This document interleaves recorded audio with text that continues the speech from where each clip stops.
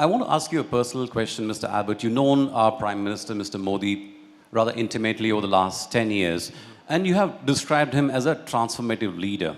So when you've been a Prime Minister yourself, you're a global statesman. So what do you think makes him a transformative leader? How is he different from other global leaders that you interact with? Well, there's probably three things, I suppose, about Prime Minister Modi. One, extremely unusual. One, unusual in an Indian context. And one, I would say, necessary for any effective leadership. The extremely unusual thing about Prime Minister Modi is that as a young man, he was sufficiently spiritually minded to spend at least a year as a virtual monk in the Himalayas. Now, as someone who spent 3 years in a seminary myself, before realising that I was a square peg in a round hole, I appreciate someone who gets that the world is not just the here and now. It's not just all about money and materialism. And I think that adds a dimension to Prime Minister Modi which is rare and that people can sense. And I think the inspirational quality that he brings ties back to that. The other thing about Prime Minister Modi is that he is in no sense an establishment figure. He doesn't come from an established business or political dynasty.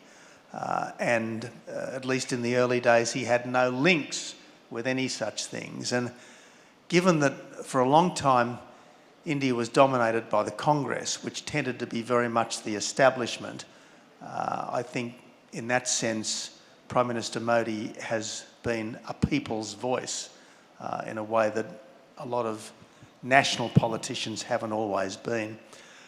The third thing is that he's had an agenda. He has wanted India to be less of a bystander and more of an actor on the global stage.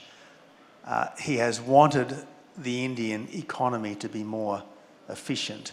He has wanted the ordinary lives of Indians to be better. I mean, the drive to electrify the couple of 100 million Indians, to electrify the lives of the couple of 100 million Indians who had no access to reliable power.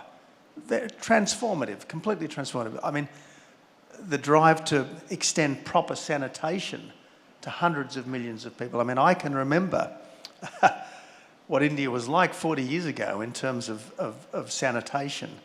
And okay, it's not a big deal geopolitically, but by God, it makes a difference. So I think he's had a very strong domestic agenda. Help people's lives in practical ways, strengthen the country in practical ways through infrastructure and so on, and as best you can, given the fact that you can't push the envelope too far, try to liberalise and reform the economy. Right.